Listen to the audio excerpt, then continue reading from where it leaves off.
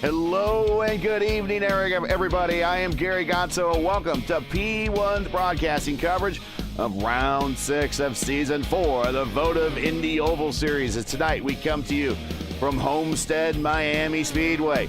Actually, my second time today coming from HOMESTEAD-MIAMI Speedway, but the very first time in the history of Votive, we're coming to you from HOMESTEAD-MIAMI Speedway for the inaugural running of the Votive Vice City 225.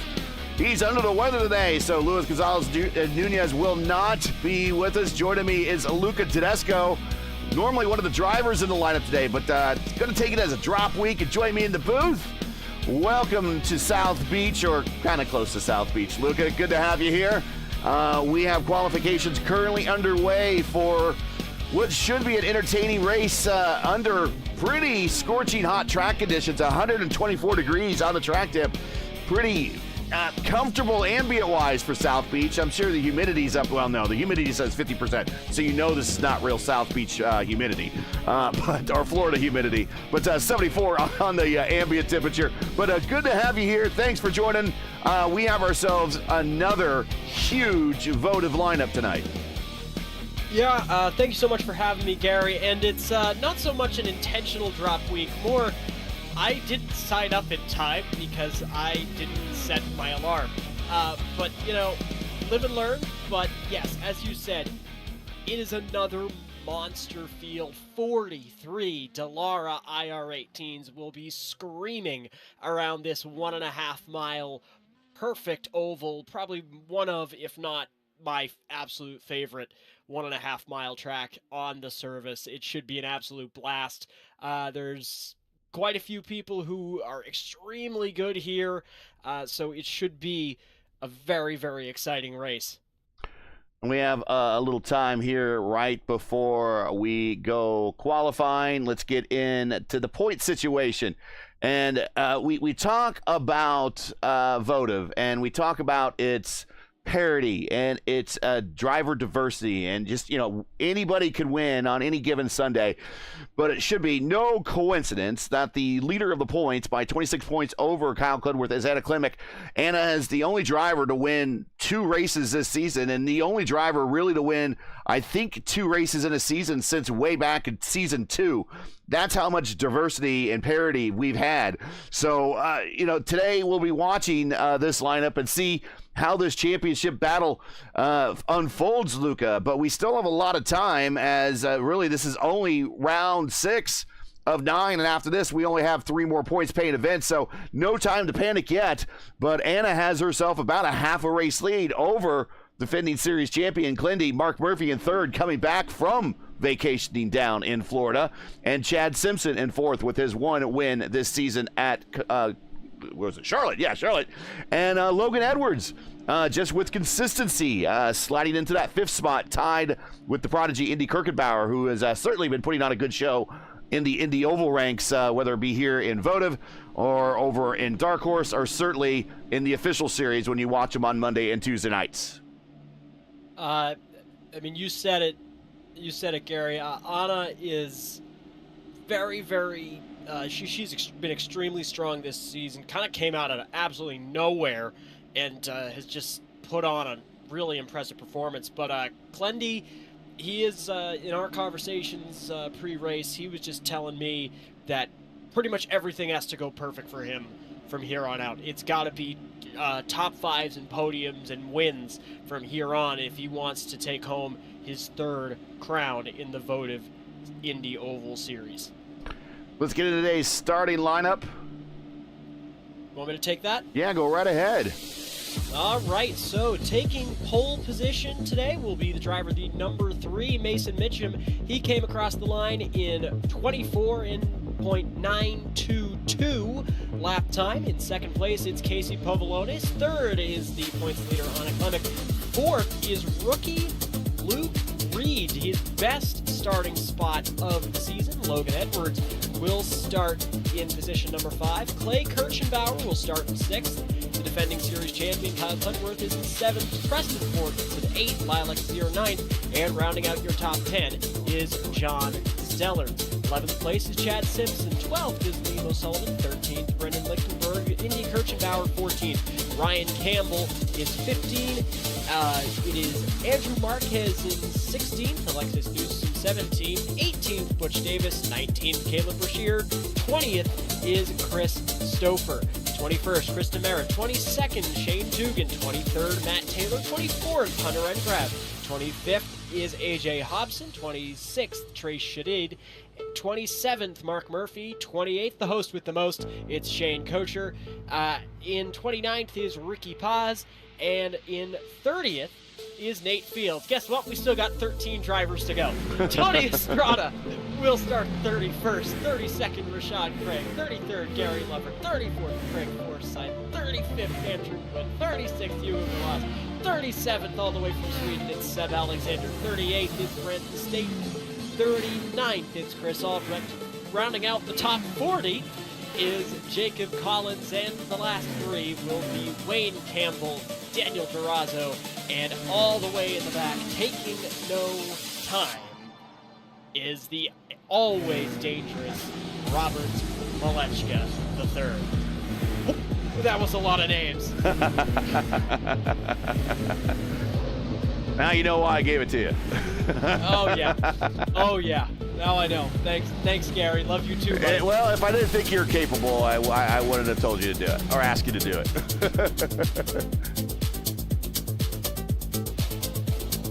We are getting set to go here. The extra pace lap giving us time to get through that entire monster field. Coming around at a solid clip of about 65 miles an hour as they come into turn number 3. Maps and gears will be the call from the spotter stand and the pit stand. And now it's time for Gary Godso to take us through the next 225 miles. Take it away, Gary. And under this extra lap, remember, that might impact fuel a little bit and how these guys want to combat the fuel situation and turn this into as few stops as possible. Mason Mitchum getting ready to take this green flag, and he jumps. Mason Mitchum down to the bottom. He will pick up the lead in the 1, followed by teammate Casey Povolonis, points leader Anna Klimek, Luke Reed back to 4th, Clay Kirkenbauer in 5th as he starts to fall back a little bit as Clinton gets underneath him through 1 and 2 and picks up a easy position early. They were 3 wide going into turn number 2. That was a very dangerous move, but we are off and running as we move across the line for lap 1. Mason Mitchum will lead the opening lap, but a big run here from Casey Povolonis, taking it to the inside. And teammates working together. So they might be trying to do a little bit of swap drafting out there and attack immediately and put a little bit of cushion between themselves and points leader Anna Klimek. And here comes Clindy. Clindy's in 5th as he is underneath Logan Edwards, and he is looking to pick up another position. He's already up 2. He's looking to go up 3 as he sends it down low in the 1 and 2 over Logan Edwards, who won here when we visited here in the Formula Indy Series, and he clears Logan Edwards. Well, I had come up with this just before we got on air. This is Clendyville right here. This is absolutely Kyle Clenworth's best and favorite race course. He absolutely dominates here. He ran a million splits during week 1 when we were here in the official series, and definitely watch out for him to take this victory. And he's moving in close on Anna Klimek, just a 1/10 of a second off that lap, but he will run the rail all the way at the top of the racetrack and try and make up some time. That's his thing, up in the high line there to get a run, big run down the straightaways. Luke Reed, who started up front, again, getting a little bit of a lesson from a fire hose right now. He is back to 7th, down 3 spots. Best thing for Luke, I would say, Luke, you as someone that's been in these cars and is also still learning, the best thing for Luke with not a lot of experience is just getting lines behind some of these guys that have many, many starts in these cars and just ride it out and learn something. Absolutely. Just go where they ain't in the corners, but then hop in line, try and use the draft to your advantage. But this is definitely what we expected to happen. I would say. Reed dropping back a little bit. He's, as you said, he's going to get a lesson through a fire hose. This is exactly what people would have expected to have had happen. That's not to say that he's not a talented driver. He very much is. And to be that high in qualifications this early in his career is very impressive.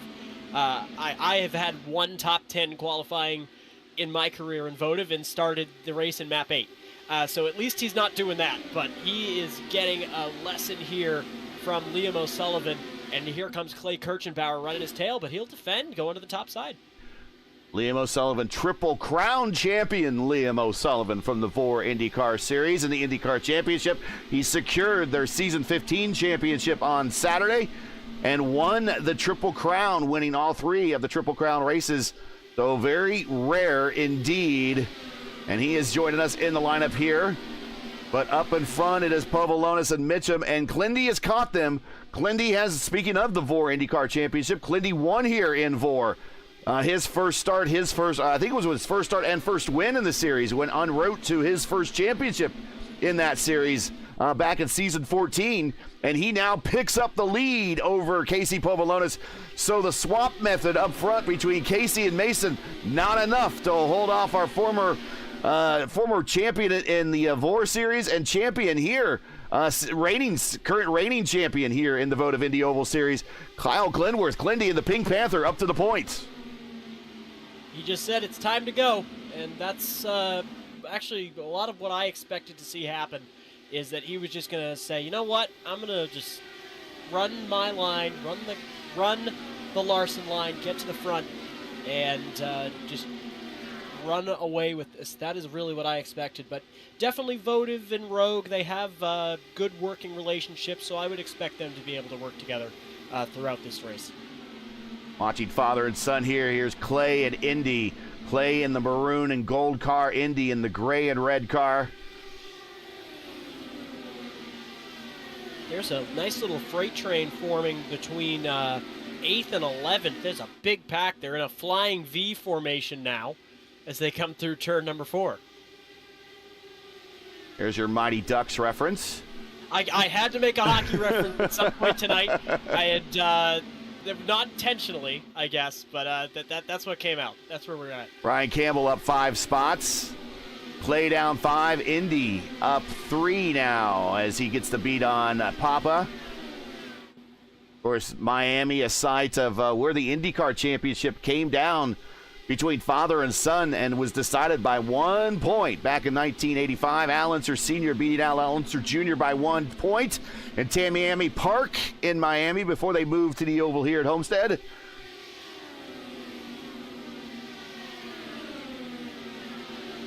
We have action all over the place with a 43-car field. It's tough to put a camera wherever the action is, but we need to put the camera back in the pack as I think Craig Forsyth up in the wall in turns 3 and 4. Yeah, I'm going back and taking a look. Nate Fields has a meatball, so he is likely done. So does Craig Forsyth. Okay, that is weird. I mean, I'm not sure what happened to him. He just disconnected. That was Nate Fields. Watch this. We're going to go back a little bit. Nate Fields did a DC. This is the master danger of netcode, because you're going to see what you don't see this happen very often. Is Nate disappears from their screen, but the car is physically there, and the veteran, the Canadian veteran of Craig Forsyth is gonna. Well, I tell you what, the car was there, but it looks like some sort of, with the way the wheels turned, it was his wheel DC'd on him. And he also blinked out. That is just... And unfortunately, Craig had no place to go. We'll watch it from his point of view as we go through turns 1 and 2. And this is Nate Fields right in front of him. And we'll show you what we mean by wheel DC here in a second. But we'll show you as he comes around the corner, he just all of a sudden... There's the wheel DC. And then he disappears, and then all of a sudden, barrel roll. So let's go back and watch from Nate Fields' point of view. Get back and see. Go back one more and go look on Nate Fields here. I don't know when exactly this is. I had to go back a little bit further.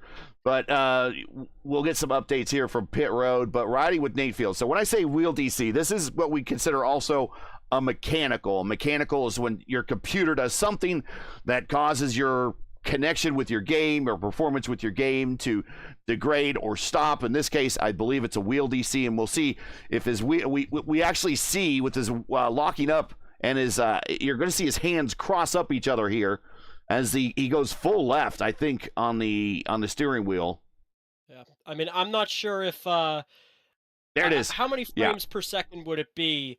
Would it just be however many are on my screen? Because I count 43 frames from the time the wheel turns left to the time that contact is made. So that's maybe, if my FPS is correct, between a third and 2/3 of a second. Not a lot. He had no time to react. Well, yeah, that's true. I mean, keep in mind, football field a second is the general rule for these cars, and they are doing well in excess of 200 miles per hour on this 1.5 mile oval. So, yeah, he would have virtually no time to react, and that is most unfortunate. But that is a wheel DC, and you saw with his hands crossing up, full lock to the left, and the brakes being applied. So it looks like that was a wheel and pedal combo DC.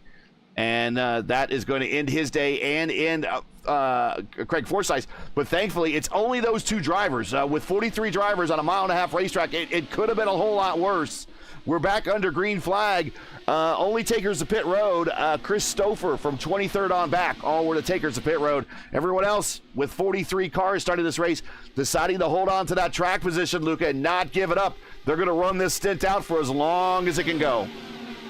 Absolutely. That is, I think, the correct decision here. I think you want to try and go as long as you can, especially if you're up front. But then if you're in the latter half of the pack, what do you have to lose? Take the tires, come in, try and see if maybe you can jump them later. And but the goal here is as few stops as possible. That's always, is that not the goal of racing? Is stop as few times as you possibly can. And there we see Chris Stouffer in the 13, trying to make a 13 a lucky number today. He's the first of the cars to stop. He's in 24th as Newsom got the drop on him at the start here, but fresher tires. So he is trying to attack a host of drivers in front of him with a ton of experience. It is Stouffer. It's Alexis Newsom, former Lionheart Speedway Series champion. And then we have in front of him, in front of Alexis, it is Chris Albrecht, pole sitter at the Elite Racing League Indy 500 a season ago. In front of him, Mark Murphy, former Area 51 champion and Dark Horse INDYCAR Series champion. And then Trace Shadid, who is someone who we see in the top split all the time. Sorry to interrupt here, but there was an incident on the front stretch a couple laps ago, back on lap number 18. Luke Reed dropped down in front of the Campbell Special, and he got taken out. I mean, this is it seems to be a racing deal. I'm trying to figure out if there's anything that happened, but if you want to go back to lap number 18, Luke Reed has a meatball, so he is potentially done for the day as well. And again, Luke stayed out as well to get that track position. But we see coming off the corner and just a little bit of netcode contact. And it sends Luke to the inside wall for a light kiss. Maybe, and he looks like that wing is given back and forgiven a little bit, but no caution, did not come back out of the racing line, got the car turned around, but unfortunately, he's going to, well, I think he's coming to pit road now to get the damage looked at, but unfortunately, the guy had started up front, already a small issue. And again, this is all, we talked about this in the pre-race for him. It's drinking through a fire hose when you are here in the Indy Oval, or with the Votive Indy Oval Series. with people like Clendy, who's a former official series champion, multi-time official series champion, multi-time champion here, over in Horizon, over in Vor.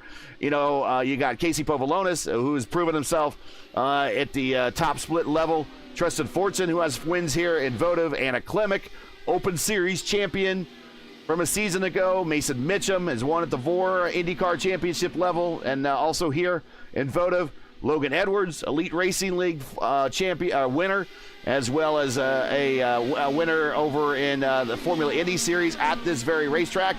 Vor champion and Triple Crown champion Liam O'Sullivan. I mean, there's so much bona fides with all these drivers up front. You know, Luke Reed in there, we don't know much about him because we don't see much about him. I'm not saying much about we're not discounting his driver ability at all. He's just kind of with a lot of drivers that have deep resumes. As we watch Clindy pass Liam O'Sullivan on the, or excuse me, Indy pass Liam O'Sullivan on the high side. I mean, that's the same thing that I have been experiencing, this being my first season in this league. It is definitely, you gotta learn fast, and you gotta make friends fast, or you're gonna end up in a situation that you really don't want to be in. You gotta just, if you race people clean, they'll race you clean, but it's really, I think it's just very important it's a good place to learn, and this will make you better. Running this league has made me better. It's made me a better driver. It's gotten me in front of people who I may not have gotten in front of to this point, seeing that I am not the highest I rating of all time. I'm definitely respectable, don't get me wrong, not to pat myself in the back. But, no, I think that this league makes you better. And Luke Reed, he was going to learn, and he was going to learn quickly. And this is a situation where you learn fast. Indy, the prodigy, inside of Logan Edwards, bringing with them Liam O'Sullivan.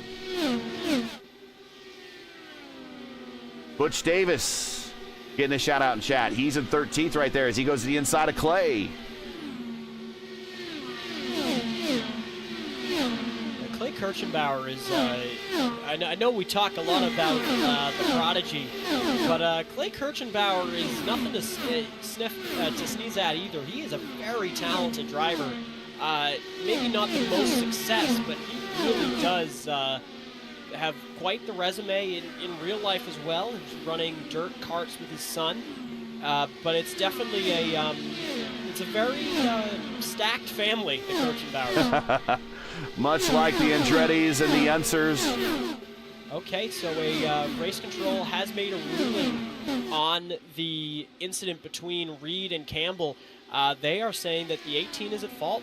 They're going to give him at least a warning and probably a penalty point later on. Not sure if they're going to bring him in, but they have decided that that is the situation causing a collision. Former winner of the Votive Indy Derby. There's Matt Taylor to the inside. And Taylor goes on. We've got to wonder if there's any damage at all on Ryan's car. That might be why they're not giving him additional penalties. He might be driving with that penalty right now. Does not appear to Doesn't be look like it, you're right. Land. But there's always that unseen damage where we can't see on the sim. But he would know. He would be down on speed.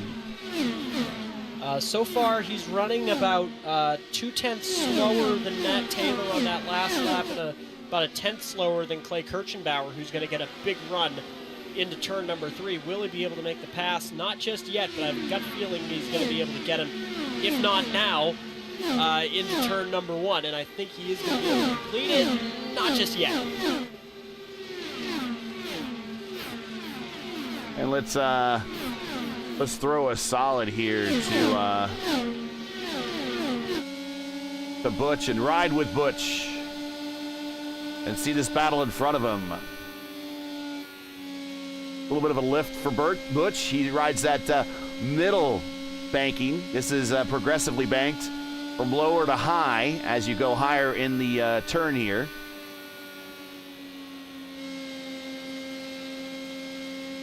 Where's Homestead, I like to say. My favorite thing to say about the racetrack, it has more facelifts than a Kardashian.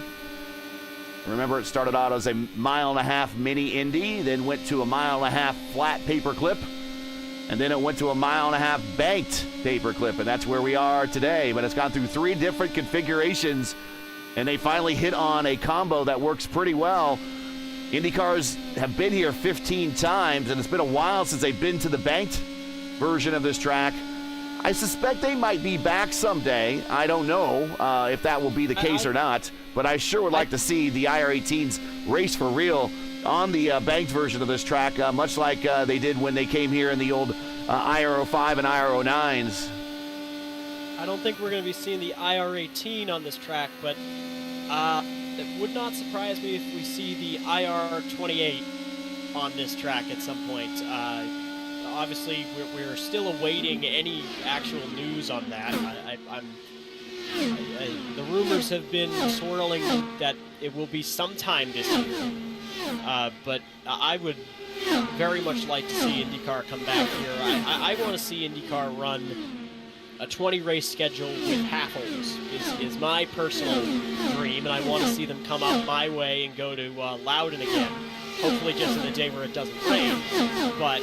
Oh, when it rains, the double bird comes out, and that is, I mean, if you go there for bird sighting, that is a good thing. That is very viral. Oh yeah, I mean, I remember watching that with my dad. That was one of the first races that I think I ever watched, was the 2011 Loudon fiasco. But in that season, it obviously has a dark cloud hanging over it for obvious reasons. But for me, it's a very bittersweet season because that is where my IndyCar fandom really began.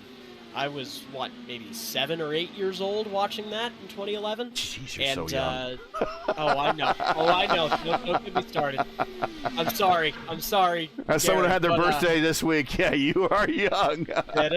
Well, ladies and gentlemen who are watching on this, let's all sing together. Happy. Okay. No. No, but I want to see them come back to Loudon. I want to see them come up this way. I'd love to see them go back to the Glen.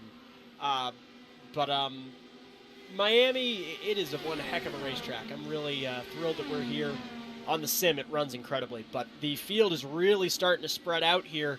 Clendy is about a half a straightaway and half a corner away from the back of this field. Sorry for the rambling. There you see just ahead of him on the racetrack. You might have saw some dots there. Those are the back end of the field. He's about 6 seconds away from Luke Reed and Brandon Statton. There they are going off into turn 1. So far away, I can't even draw them in yet, or circle them yet. They're being drawn in, but yeah, they're going to be up there. There they are. See them right there? All right. Brandon Statton running the Artemis livery. Congratulations to NASA and the ESA and all of the people and companies who helped make a dream a reality. I've again, as a kid, I was a big space kid, so last 2 weeks have been pretty surreal getting to watch them. Yeah, we all have kind of something in common. Well, I now have something in common with my parents. I suspect your parents are maybe a little bit younger than mine. But yeah, my parents, their first wedding, their only wedding, their wedding day was about 2 weeks before the first moon landing. And now at least we haven't landed on the moon yet in my lifetime, because I just missed the last of the moon landings in '72. But I can say that at least in my life, as the moon car goes to the inside off of 4 and slides, and that's unfortunate timing to have the camera on him. We're going to go caution, not quite. He needs to turn around. He needs to right in that car. He needs to get it on the and he just toast. That might be that might be the safe NASA suggestion. Yes, that is called mission abort right there. It's the abort button. So anyways, I was getting ready to say that's unfortunate we had the camera on him when that happened. That's what we refer to as the commentator's curse. That's, and I know yeah. If one of my very good friends from my college hockey broadcasting days, Bob Ellis, is watching this, which I would be absolutely stunned if he is. He does not believe in the commentator's curse. I very much do. So I guess that was the commentator's curse right there. Anyways, I was getting ready to say, at least I now have something in common with my parents where they had at least a mission where they flew around the moon, and now I have that too. But still looking forward to that first moon landing, which I think got pushed back now to Artemis 4. Artemis 3, they're going to do some more low Earth orbit stuff before sending them back to the moon again. Let's maybe figure out the funding first before we start making decisions as to which mission we're going to there's, you know, as a taxpayer, and they take a lot of my tax money. Believe me, they take a lot of my so much so that I end up always paying every year. And April 15th is next week, everybody. They could write a blank check. They need to go to the moon. It is that important. They need to go to the moon. It is that important. We are... P1 Broadcasting supports the sciences. Yeah, I'm a big space kid as well. I grew up mainly with the shuttle. Oh, I have got some opinions on the shuttle, but we'll leave that for the post-race. But we are... Let's maybe... it's not saying that nothing is happening on the racetrack, but no, we are at that. Yeah, we are at that point in the race where everyone's kind of single file, and here's why. Here's why. Right here, 131 degrees on the track tip. We do not see track temps in the 130s unless we're at fixed Indy 500 weekend or we're racing at Atlanta Motor Speedway, or now Echo Park Speedway, whatever. On the older version, we don't really see 130 on the track temps very often, and we are there, and this is definitely impacting the way these cars behave, with Glindy just very easily now holding off Povolonis. Povolonis can't get really any closer with the degradation on the tires, and keep in mind, they are 49 laps into this stint.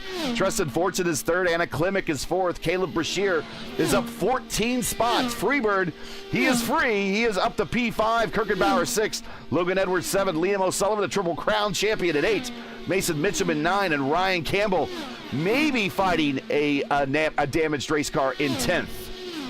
Here comes Casey Povolonis. He's going to be the first of I like Zier on pit road. Out. Same with Tristan Fortson as well. They're all coming in.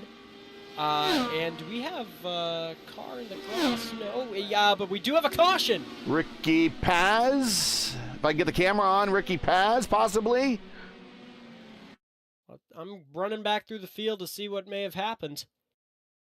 But that's going to be an issue for some of these drivers, especially Ricky Paz Ryan Campbell slides to the inside wall coming off a 2, and we see this very common. We saw it in CIS. I've seen it in previous races here.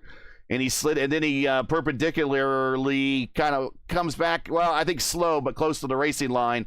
And that's going to bring out a caution in the very much the Miami colors of the Votive Racing team there. But we are under caution just as people were coming to pit road, and that was bad timing for Lilac Zier, who's now trapped a lap down. I think Caleb Brashear was also kind of in the same boat. I think he might have been coming because he's dropped down into 37th. That is a very unfortunate caution for a lot of these drivers. Preston Fortune, Povolonis, yeah. Will Lilac get the wave here? Or yeah, they probably will. So I think you're going to see the entire field come to pit road now, with the exception of those that just stopped. And they will get the wave around. But unfortunately, they're going to lose a ton of track position just by bad caution luck. We are right at lap 53, and this is really where the two-stop strategy window opens up at lap 50 and lap 100 to get to the finish here at a 150-lap race. And so it just happens to fall kind of perfectly in the lap for those that managed to stay out and save a little bit of fuel. And Glindy saved a bunch of fuel, knowing that when he stayed out, knowing that Povolonis kind of had the, and he could kind of control Povolonis and his pace behind him with the way that the track tip was up and these tires were degraded. Actually a relatively long stop for Glentworth. He comes out with 10.3 seconds to put on 4 fresh tires and a full tank of gas. He's down and away, as so is everyone else, but he will lose the lead to Anna Klimek and Indy Kirchenbauer, at least the effective lead. But what incredible luck for Casey Povolones and Tristan Fortson.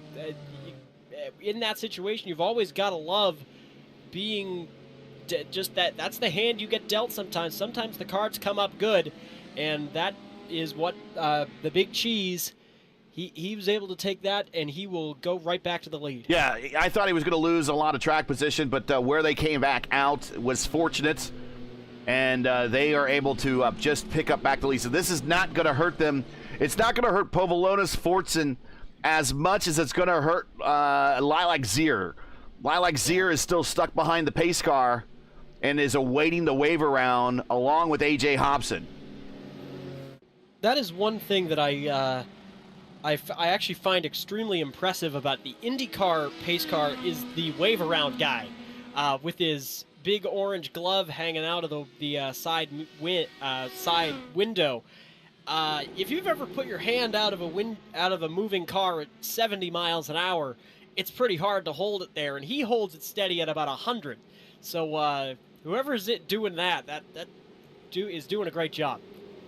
As I mentioned, between 96 and the 2010 kart, the Indy Racing League combined to run at Homestead 15 times on 3 different configurations. The mini Indy configuration, the pre-98 configuration, Paul Tracy holds track record there. Then the flat oval configuration, both kart and Indy Racing League drove on that. Greg Moore has the flat oval configuration for kart. Then when the Indy Racing League here, Tony Kanaan holds that track record. And then when they came back, again, came with the banking, as you see here today, Sam Hornish has a track record of 218.5. This also has the track record for the fastest 300-mile race, as we are going not going green this time by. We're going to extend this caution period, so they'll save a little bit of extra fuel here. The fastest 300-mile race ever in IndyCar history was held here. Dario Franchitti won that race. No cautions for a lap race average of 201.4. Sam Hornish, Scott Dixon, Dan Weldon each have 3 wins here. Dan Weldon won each of his wins back to back to back from 2005 to 2007. That is IndyCar history here. So maybe we'll see us back someday. Hate to interrupt here, but Daniel Durazo and Gary Lovern have both been shown the black flag. Yes. I'm assuming for speeding. I think it might have been passing under caution. I think and that's one of those very dangers that this racetrack has. And we talked about this in the CIS race too. Because you enter pit road off the backstretch, you have this also, you see it a lot at Gateway, and sometimes you see it at Nashville. You got to be very, very careful of where you pass somebody, and don't pass them before you go over that start-finish line. That's kind of the key, I guess the key marking point on the trademark on the racetrack is if you are ahead of them at the start-finish line, that's kind of where the black flag comes in. So everyone's got to be very careful. That might be what happened to Durazo and Lovern. Lovern tied for the series lead and starts along with the host with the most. We're back to green flag. Shane Coker also leads with the series starts, as you would imagine. He is the admin, as Liam O'Sullivan to the inside of Mason Mitchum getting the position. And here they go down the backstretch, moving into turn number 3. Still a good battle here between Campbell and Marquez. Campbell on the bottom, Marquez up top. Campbell will come all the way up the racetrack, and he will make the pass. Just ahead of him, Ricky Paz trying to get involved. So is Brendan Lichtenberg. They all work into turn number 2. Lichtenberg brought up the racetrack just a bit, forced Paz to make a slight evasive maneuver, but they come away clean. The Hyperstar in 8th, gone to the high side. Good to see him and his Team i5G teammates. I believe we have, 5 i5G cars in the lineup today. We have Brendan, Krista Merritt, Logan, Caleb, and Alexis. So a good showing and a strong showing for an i5G team that is doing a little bit of a rebuild. And now Tristan Fortson, he's going to have to fight off Anna Klemek going down the front stretch. Who will get the draft? The answer is likely going to be Fortson as Povolones moves up to the top, but he will just take the middle line around turns 1 and 2. About a 5-car battle for the lead starting to form. Then there's a little bit of a gap, and then it is everybody else. Liam O'Sullivan down to the bottom line underneath Logan Edwards. For Liam now the meat and the I-5G sandwich. And Fortson already trying to go with the Dragon's Tail here, but nobody went with him. So maybe a bit early for that here, working lap 61 of 150. Fortson at the point now, former winner in the series. Won at Michigan a couple seasons ago, looking for win number 2. Had a strong race when we visited Michigan earlier this season. He now runs the point. Casey Povolonis running that high line, just holding his line. And right behind him, points leader Anna Klimek. And then Anna's chief points rival this season, former champion, defending series champion, Clindy in the Pink Panther. That's why he wears the number 1 to the bottom underneath Anna Klimek there in the Deer car. And Clendy, his paint scheme is actually inspired by this racetrack. He uses the Miami pink to help his mom spot him when he's running running these races. And he did himself a Brazilian clear on Anna as he slides up the racetrack and slams the door. Pink Panther now up to 3rd as Fortson and Povolonis continue to swap up at the point. And hey, he knows exactly the width and length of his race car. He knows exactly where he needs to put it in order to get by, and he did it and did it safely. So no harm, no foul. And remember, he restarted in this stint in 5th and is already now up to 3rd. So I think it's a little bit more tire management for Clindy. And we kind of saw this also in Saturday when we were running Velocity Online Racing, their championship race at Las Vegas. He was also among the few that were able to manage those tires a little bit longer into a run. So, as we say all the time with these cars, iron sharpens iron, and he's got some real range of live range fire equipment, fire experience this weekend in some other series, doing some tire management on a scorching hot track in Las Vegas, and now he's at a scorching hot track right now in near South Beach. So you're saying he's taking his talents to South Beach? He has taken his talents to South Beach. Okay, because we got to reference LeBron, I guess, just whenever we're in Miami. I think that's fair. But I have a question for you. Which is your favorite of the three configurations that we've had here at Homestead? Good question. I liked the look of the Mini Indy. But in practice, it just wasn't going to work. It was a bad idea. It just wasn't going to work. And the reason why they did away with it mainly was the very acute angles you had to the wall. It works in Indianapolis because you have a full mile more to lengthen that track out, and it just didn't work here. And I don't think it really invited good racing. It was basically single file in the corners anyways. At least in Indianapolis, you can get a little side-by-side action, but none of this. So in theory, it looked great, but in practice, not very good. I liked the flat paper clip. In fact, it brought one of the races that it brought one of the best in-race quotes I have ever heard. Funny. And it's AJ Foyt in classic AJ Foyt fashion. After Eliseo Salazar got passed by Sarah Fisher, he yelled on the radio, "You just got passed by a girl," and it's one of the greatest AJ quotes ever. And in fact, I think Sarah referenced that on her Instagram or maybe Twitter this week when she saw a sticker on a car, a bumper sticker, and it says, "You just got passed with a girl," and she said, "This reminds me of Homestead," and tagged AJ Foyt. And I remember sending that to Luis Gonzalez Nunez. His racing idol is Eliseo Salazar, and I said, "You need to send this to Eliseo." Does he know Eliseo?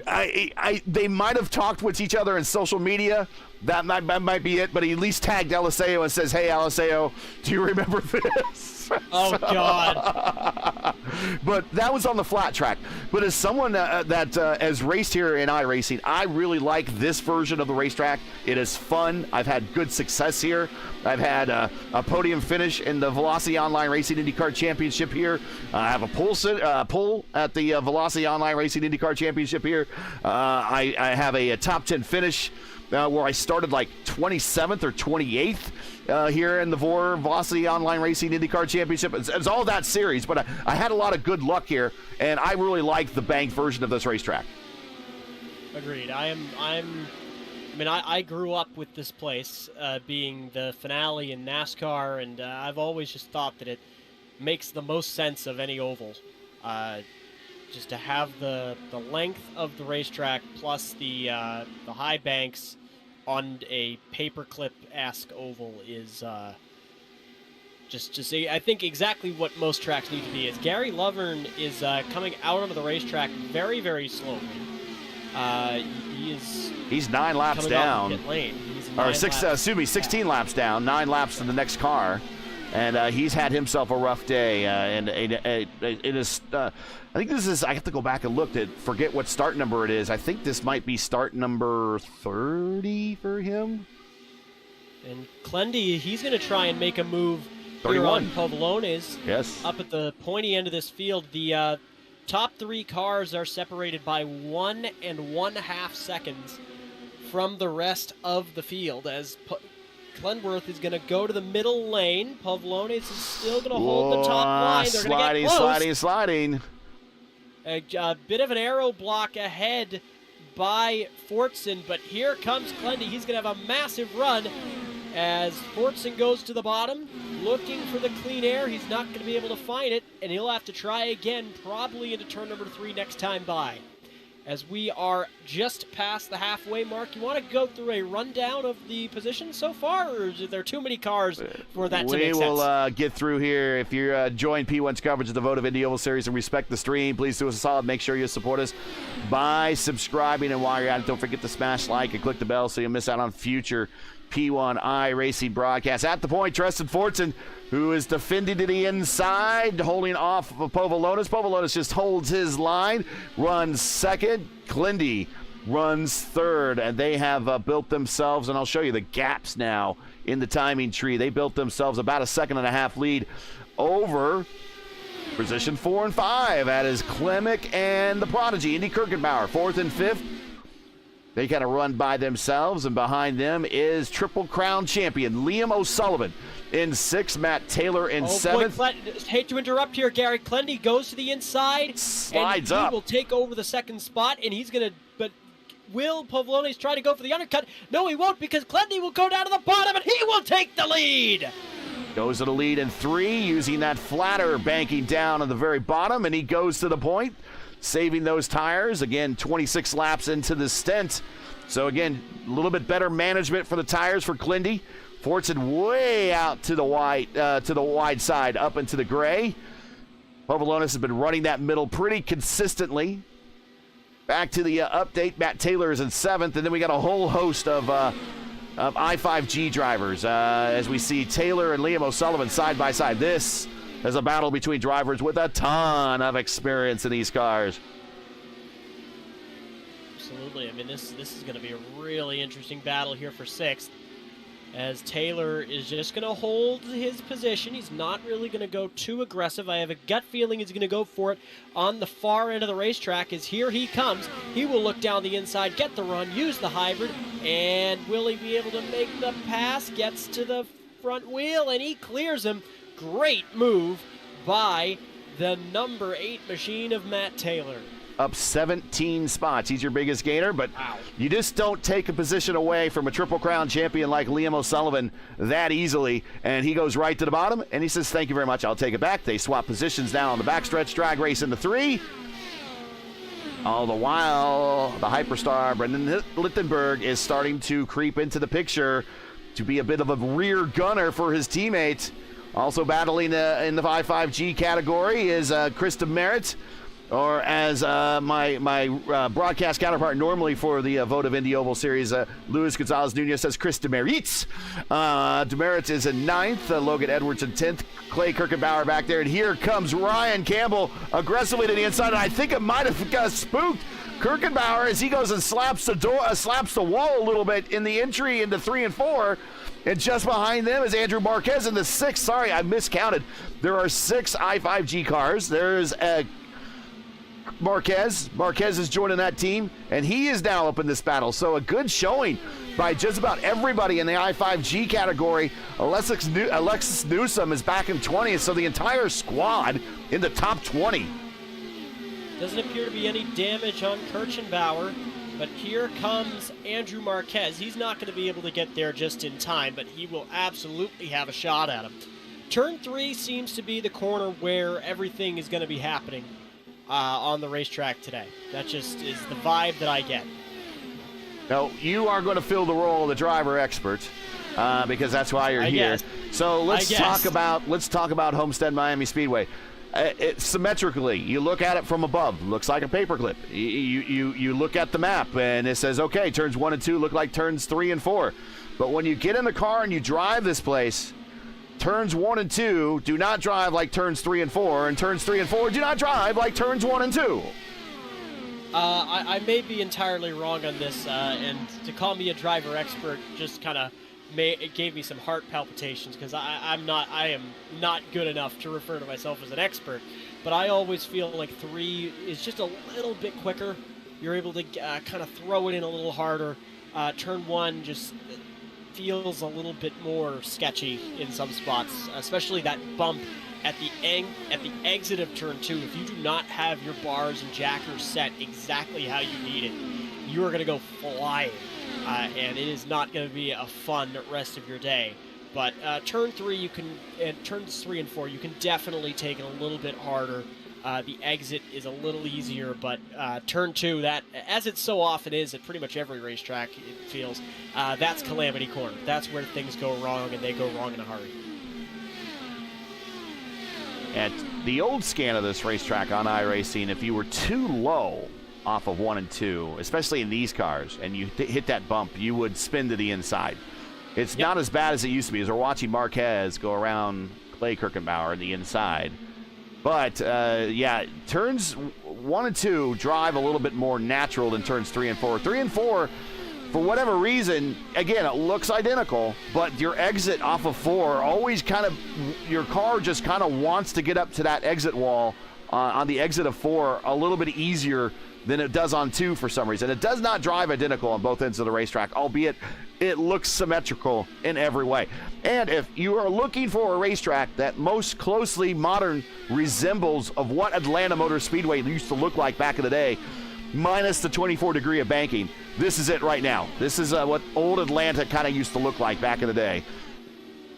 But I just want to drag your attention up to the point at the end of this field. Yeah, Clendy's off. He's gone. Is gone.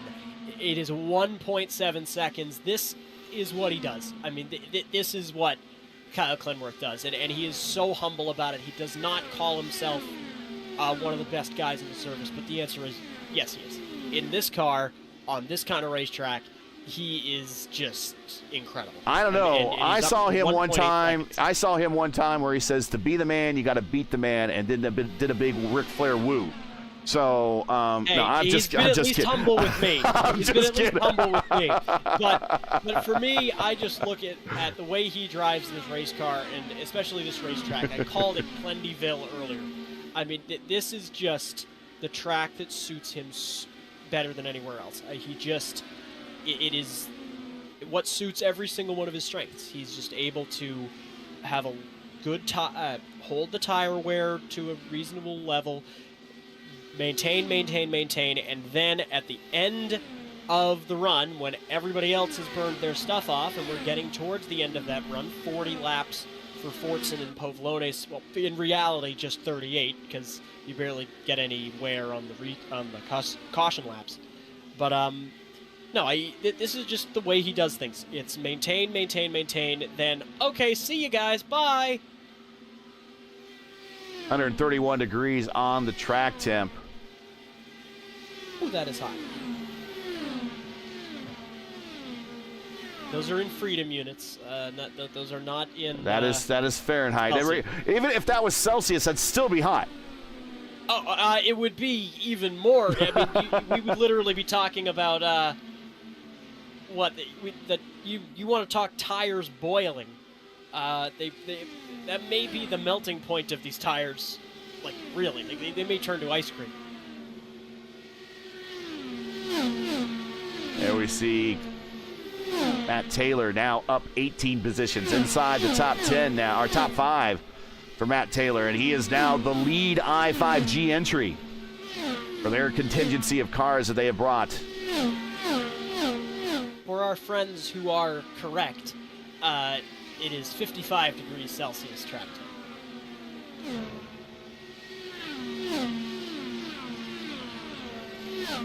Continuing going through the field, a little bit further back, Andrew Marquez at 11th, Chris Demerit 12th, Logan Edwards 13th, Tracy Did 14th. Old and slow Mark Murphy, fresh off an airplane, right into the sim seat when he gets home. Here he is. He is in 15th position.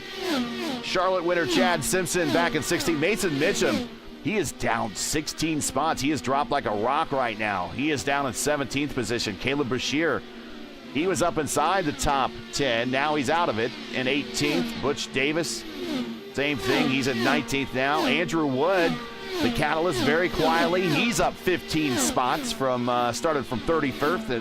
35th is now in 20th. And bringing right with him his teammates, Robert Malechka. Hey guys, this race isn't over yet, and King Robert has made it to the mid-pack, up 22 spots, up to P21. If we get another caution, oh my.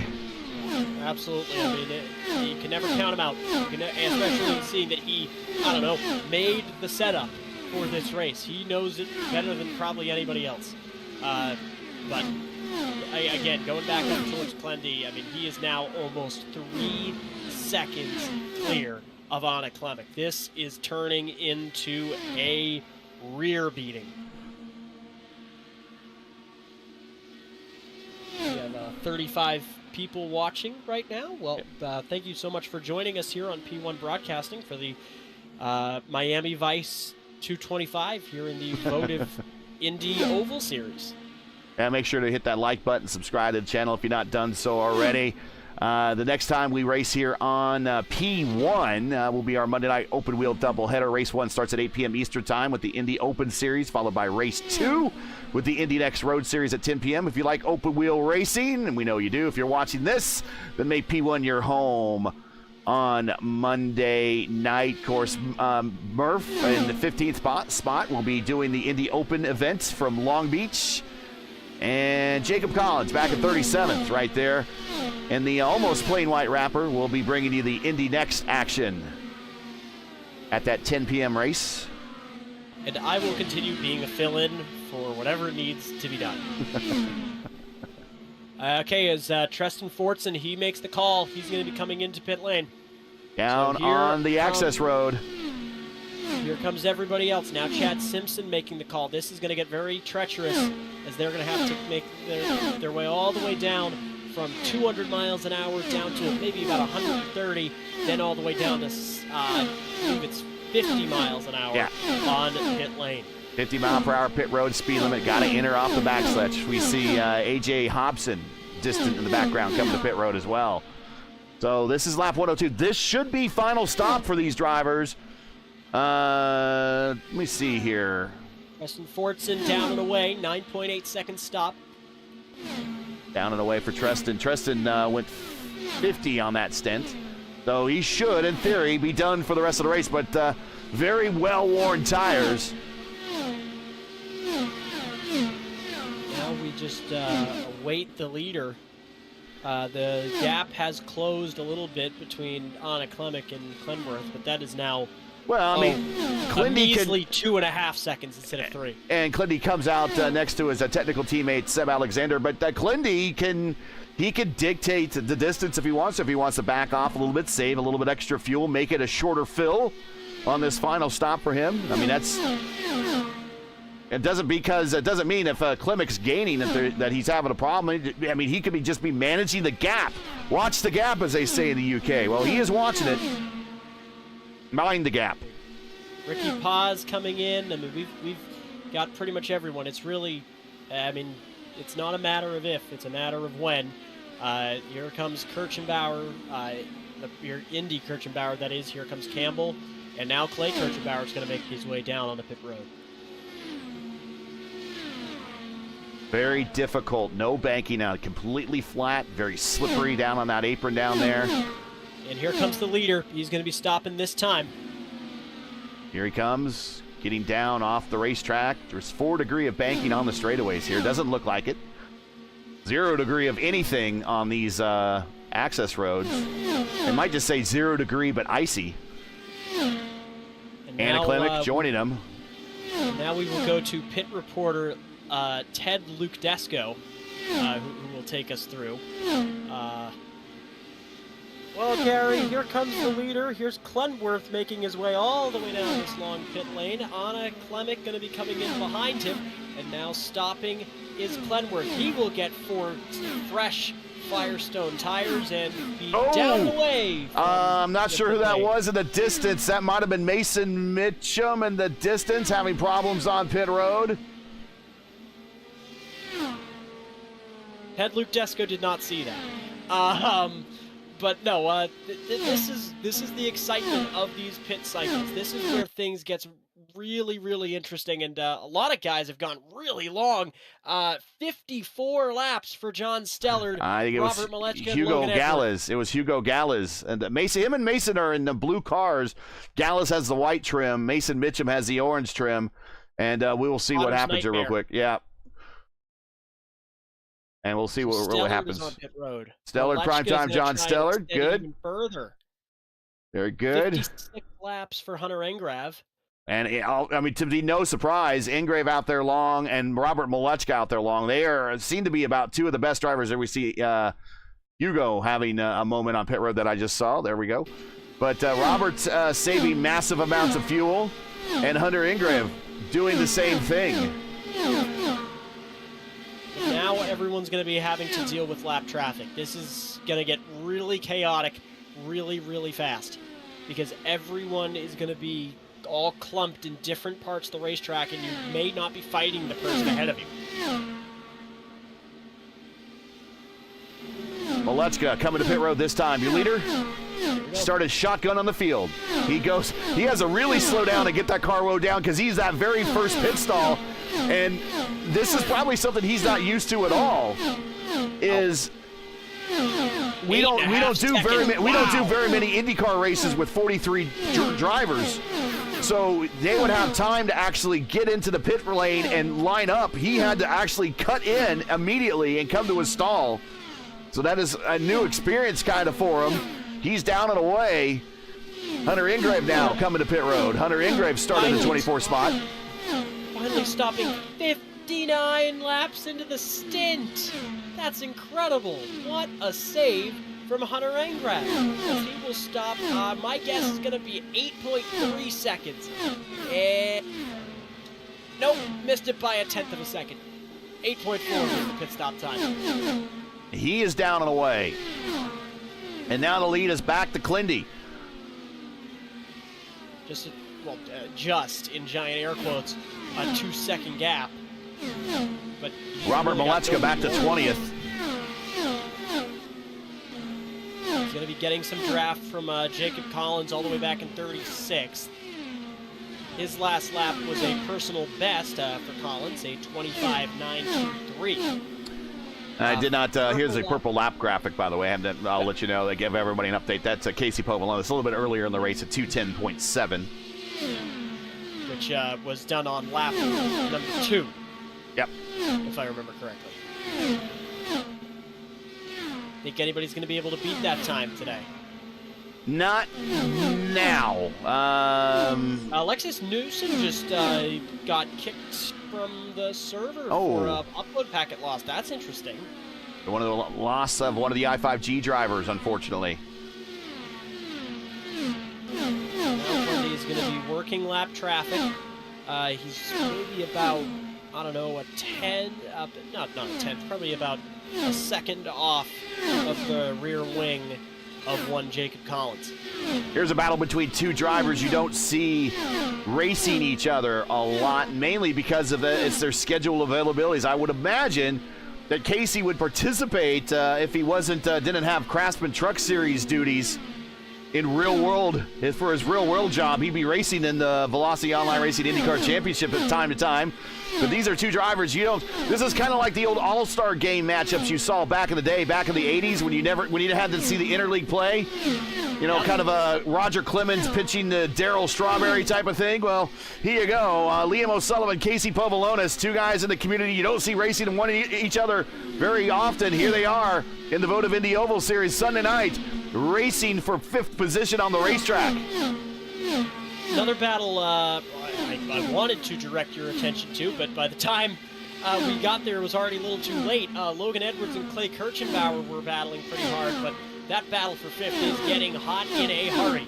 As down the inside goes Povolonis, he will make the move easily on O'Sullivan and try and break away, but O'Sullivan right in his tire tracks. He's going to get a ton of dirty air, and by goes Kirchenbauer. And then Povolonis dips down the front straight to help his teammate.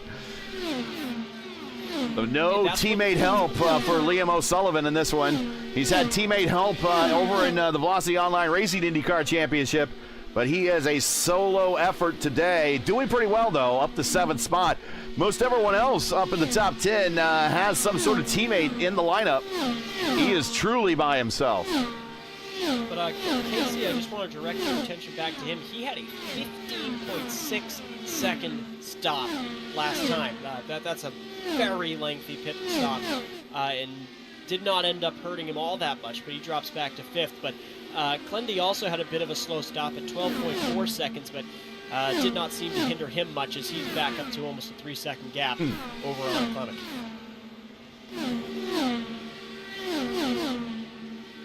That battle for 2nd is about to get interesting as Matt Taylor is just 0.6 off of Anna Klemek's rear wing. But we're seeing something very similar that we've seen in the past here at Homestead, and it's Clendy and Anna up at the point. We saw that on videos ever. Yeah, we saw that on one of the videos that got featured on iRacing social media.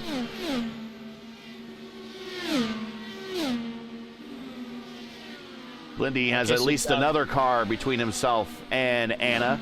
He gets around Ricky Paz, so he now has 2-car buffer and 3.2 seconds back to Anna Klemek. But now the question, do you think we're going to see another yellow? I will say, if this was old Votive, I would say yes. This is new Votive, and new Votive lately, the racecraft has improved remarkably. We have been clean as a whistle. And I don't have it up on my screen. I don't know if I can bring it up here without... I'm going to bring up my Excel spreadsheet here. I don't remember what we had at Chicagoland. I will just go off of what... We did have that chaotic final lap, however. Chicagoland was 5 cautions for 7 laps, according to SimRace Hub. Now, SimRace Hub doesn't always count everything identical, especially if we do a delayed start. I think it adds it as another caution. I don't think it would be 7 laps. Yeah, so it's 5 cautions for 7 laps, according to SimRace Hub. This is just for quick and dirty here. We've done just a 1 caution today? 2. 2 cautions. One early and then one. I don't know what we have for 2 on how many laps, but let's say that disregard 9. anything from this race.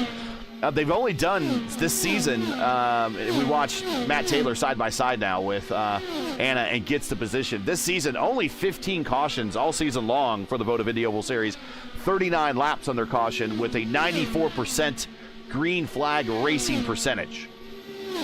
So I would say, based upon those numbers, I would say a caution is not in the numbers, but there is about a 6% chance we might see one between now and the end of the race. Who Who knows? Anything can happen. I think that, obviously, if you're Kyle Clenworth, you are saying, hey, I don't really mind either way, but I guess I would prefer not to have a caution. No. Matt Taylor, on the other hand, Anna Klemic, Would like to see one.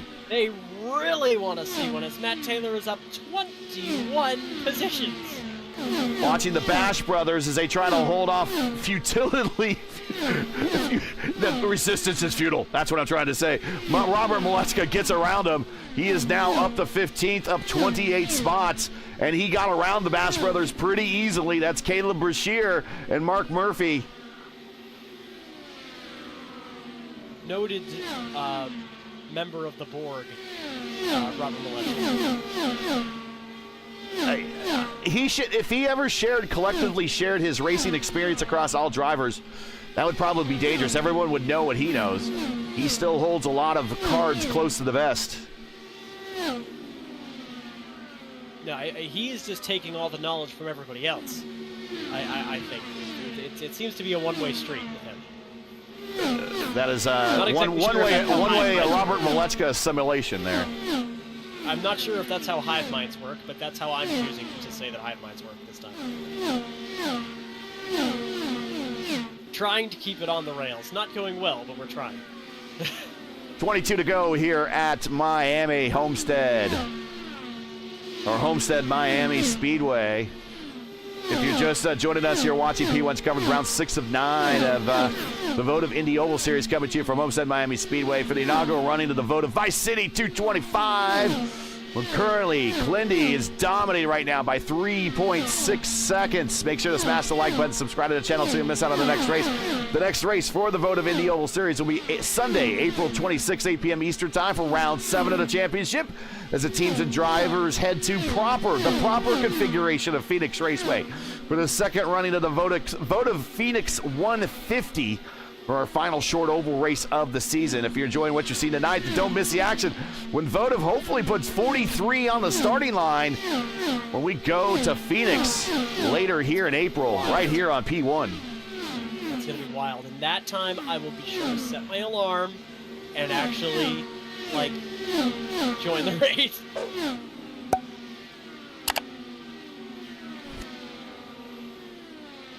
This is just turning into a clinic for Kyle Clenworth, and it's as expected, but Gary Lovern is making his way back down onto pit road. He's 17 laps down, so that doesn't exactly mean a whole lot towards where this race is, but he only spent 10 laps on that stint. Just to tell you, I mean, the diversity and how deep this field is. I didn't see the strength of field for this field when we started. But, I mean, you got primetime John Stellard. He is a top split driver back in 21st. Chris Stouffer, who has wins in Lionheart, Area 51, Dark Horse, you name it, all over the place. ISRA, he's down in 22nd. Hunter Ingrave wins in the Elite Racing League, wins in Velocity Online Racing back in 23rd. Andrew Wood wins in the Classic INDYCAR Series, Lionheart. Right next to him, he's racing for position, former Open Series champion Rashad Craig in 25th. I mean, this is how deep this field is. Absolutely. A battle for 6th currently taking place between Poblones and Lichtenberg. There we go. We'll watch this battle. Lichtenberg won the pit stop competition for the PRI Hoosier 500. Poblones has a couple of top split victories underneath his belt now on his resume. So again, a lot of racing experience here, and just an extremely deep field. A resume of these drivers, unlike any other league you see in all of iRacing. This is about as all-star as you're going to get in the community right now. Yeah, this is one of the best organized and best, highest quality leagues on the service right now. I mean, there has been talk of a potential second series forming at some point. I mean, very, very minimal, but that definitely is something that we could be seeing in the future, is a B series having to form, just because this is so popular and it's so so highly regarded that maybe some other people want a shot to win and not just the Clendy and Anna show all the time. Oh, Logan Edwards, Brazilian clears himself across the nose of Ryan Campbell. 14 to go here in Homestead-Miami. Nat Taylor having a fight off, go around the battle for 35th between Ricky Paz and Jacob Collins. Anna Klemic going to be able to get in their draft, but she is losing quite a bit of time over the last few laps to Matt Taylor. But Taylor is somewhat slowly but surely trying to rope in Kyle Clenworth, but I think at this point, save for late yellow, I think this one is potentially over.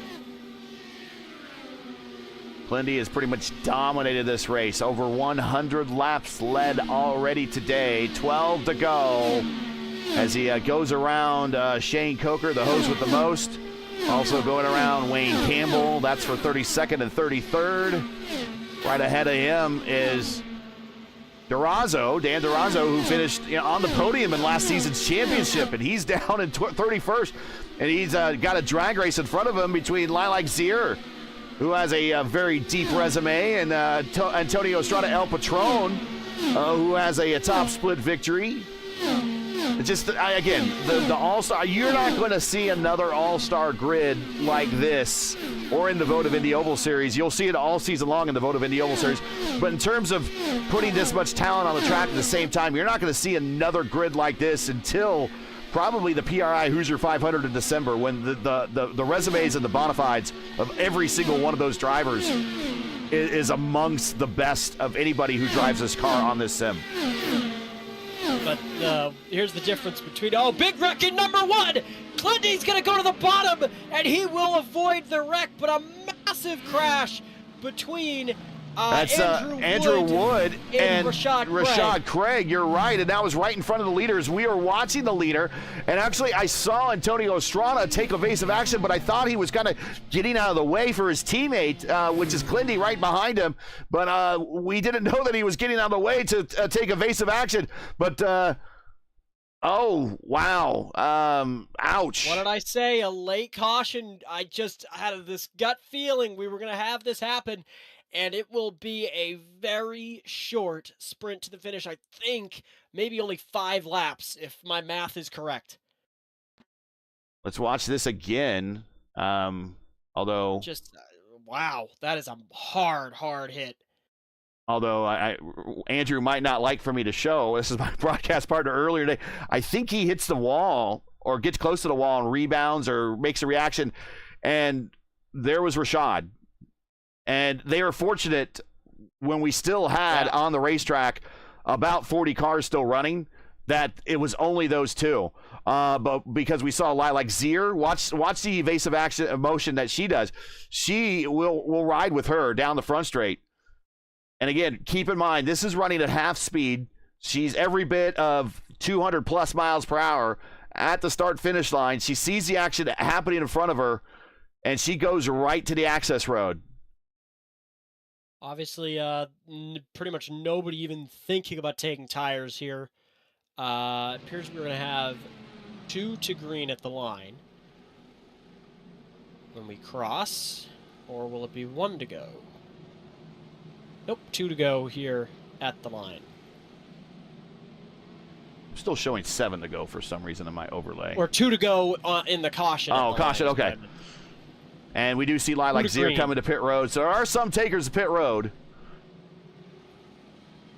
7 to go in the race. We will at least go green right now at 5. I think we're in the neighborhood that anybody who's a lap down who's staying out, which I think is A.J. Hobson, will get cycled to the back, him and Ricky Paz. So that will bring Anna Klemic forward, Andy Kirkenbauer forward, Fortson forward. is also going to cycle back.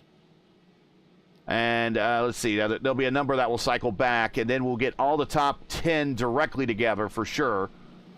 And we see Paz going to the inside. This is not what Clendy wanted to see, but not at all. If Clendy is, operating as well, and he's going to have clean racetrack, operating, and he was up there possibly maybe saving tires as well, though he was in lap traffic. Maybe he has something to save. It was the average lap time over the last 5 laps for Clendy was a 26:316. For Matt Taylor, it was a 26:085. okay. Maybe it could also be that Matt was pushing a little bit more because he knew that time was running out and he had to reel him in. He didn't resign himself to the fact that he would just stay in line and get a P2. Thanks for joining us, everybody. Make sure that you hit that like button, subscribe to the channel. Oh, one more lap. We are going to go one more lap, and this really is now plays a little bit more into the advantage of Clendy. That's one less lap that he has to defend at. But with a field like we have, again, with, let's see, we got 34, 35 cars still running of the 43 that still started. It's going to take a while to sort this field and get everybody on the lead lap ahead of the cars that are not on the lead lap. That's going to take a little extra time, so that's not a bad call from race control. We will go green next time by. Don't go anywhere. Tell your friends that you're in for to come over here. Send the link out. Share it with a friend. Tell them to come out and watch. We're in for another exciting Homestead photo finish here at HOMESTEAD-MIAMI Speedway. Clendy dominated the day. Matt Taylor up 21 spots very quietly, has worked his way up into the top 5 today, and then slowly up into the P2 position. I don't think he's led any laps today.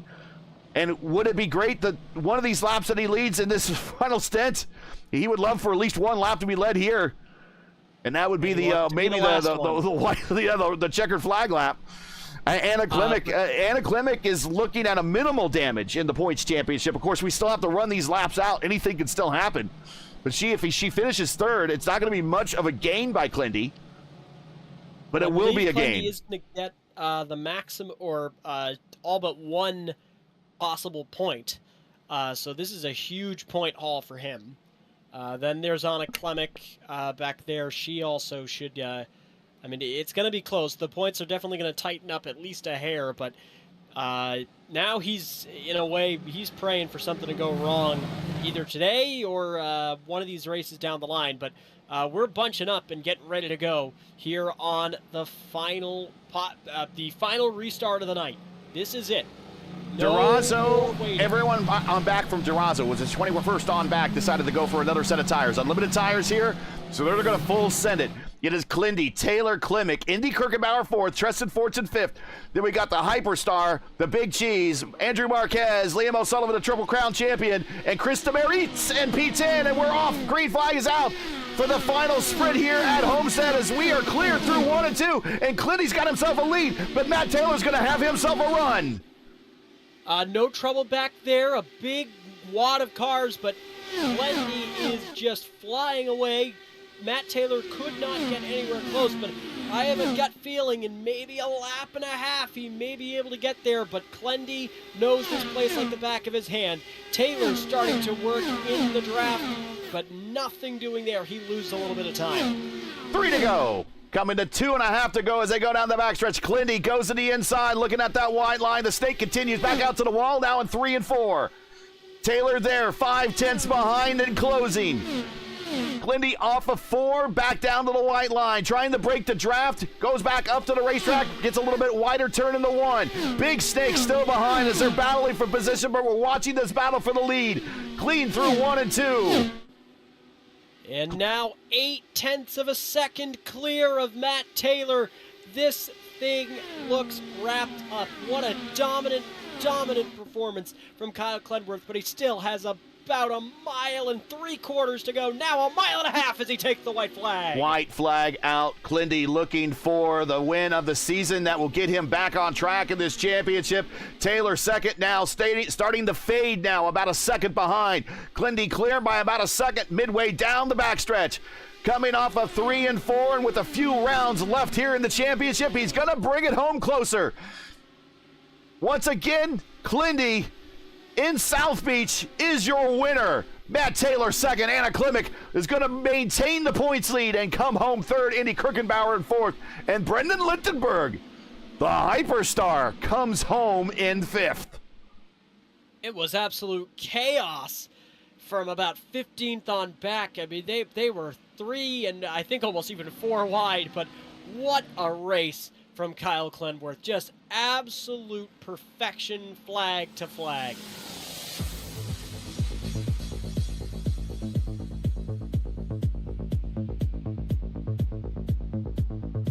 Here are your results. Glindy with the win and a dominant day. And with that second win, I mean, it might have been a lot closer to that because of the late restart and everything, but it was kind of a zero doubter for Glindy. We'll talk to him in the interview. Matt Taylor with a great showing today, and is the lead I-5G effort. Comes home with second, Anna Klimek in third, Indy Kirkenbauer fourth, Brendan Lichtenberg in fifth. So two of the I-5G cars in the top five. Tristan Fortson in sixth, Casey Povolonis in seventh, Andrew Marquez in eighth, Chris Demerit in ninth. So four of the I-5G cars in the top 10. So not a bad day for them at all. And Triple Crown champion Liam O'Sullivan comes home at 10th. In 11th is Ryan Campbell. 12th, Logan Edwards. 13th, Daniel Durazo. 14th with a fantastic run all the way up from 43rd and last position, Robert Malechka. In 15th, it's Clay Kirchenbauer. 16th, Mark Murphy. 17th, Trey Shadid. 18th, Butch Davis. 19th, Caleb Brashear. And rounding out the top 20 is John Steller.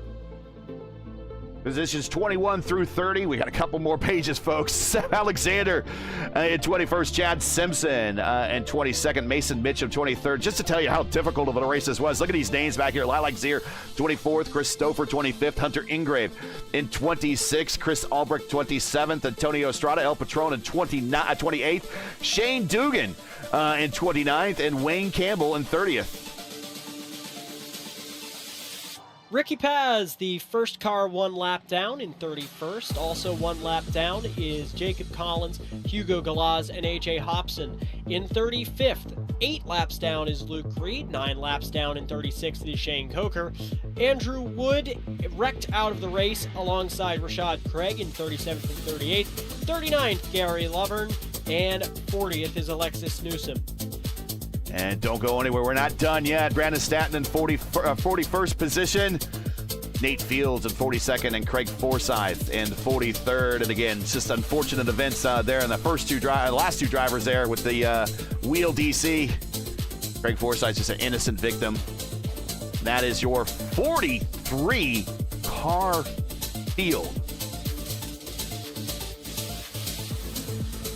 Just incredible that we were able to get 43 IR18s around this wonderful speed. And only 3 cautions, I think. Yeah, I mean that's arguably the most impressive part.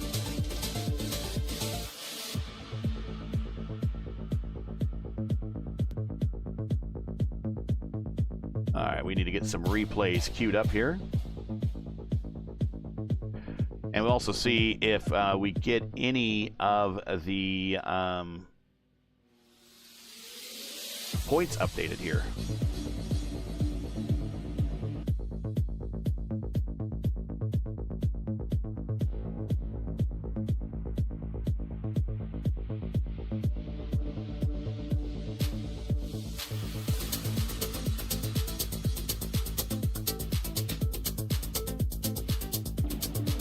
But just a very impressive day from Kyle Clenworth, and but we will have the interviews with Anna Klimek, Matt Taylor, and your race winner, Glindy. But now 2 multi-time winners in a single season, first in the Votive Indy Oval Series.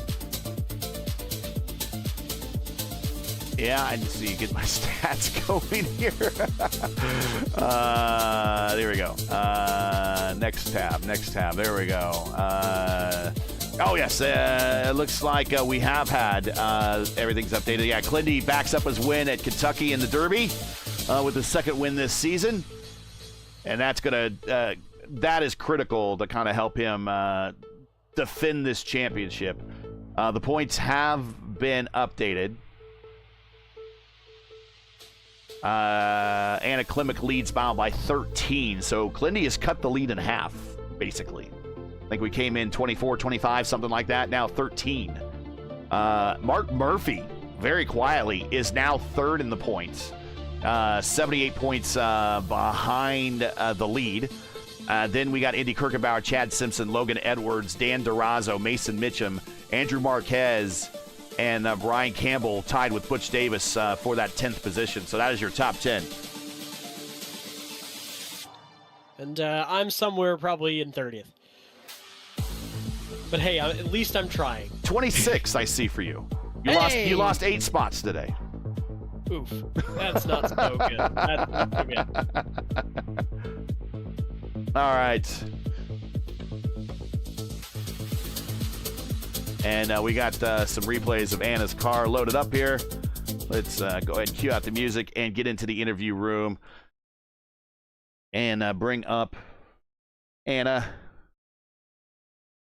And here is Anna Klimek joining us in the booth. Anna, you finished third, and I'm sure it's not the finish you wanted necessarily, because Clindy beat you, and he kind of cut into your points lead a little bit.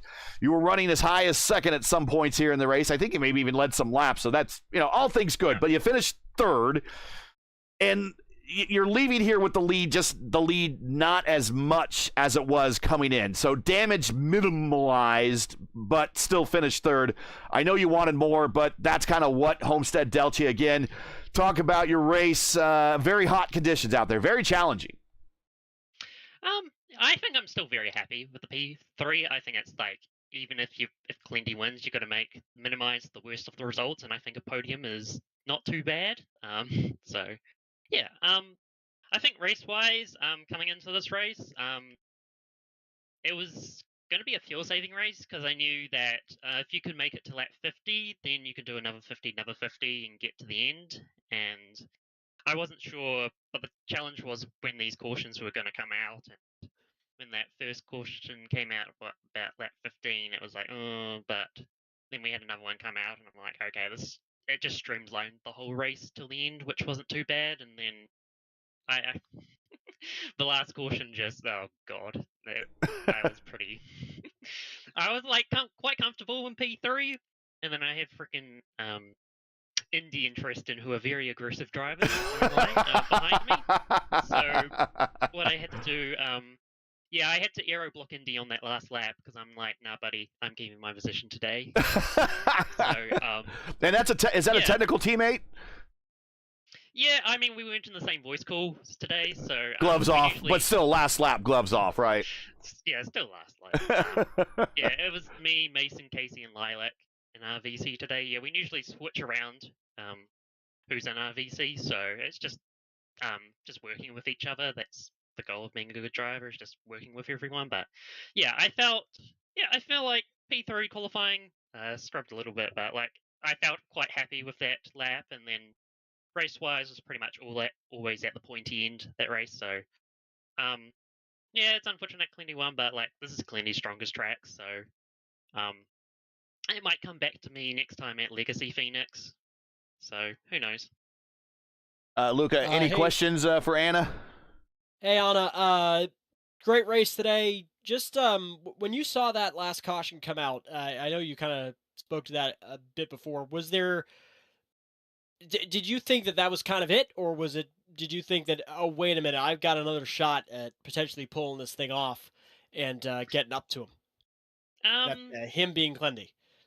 I think this Rob setup, yeah, it was nice to drive, but it wasn't a really good race setup. And sorry, Rob. No, please walk us through that a little bit more.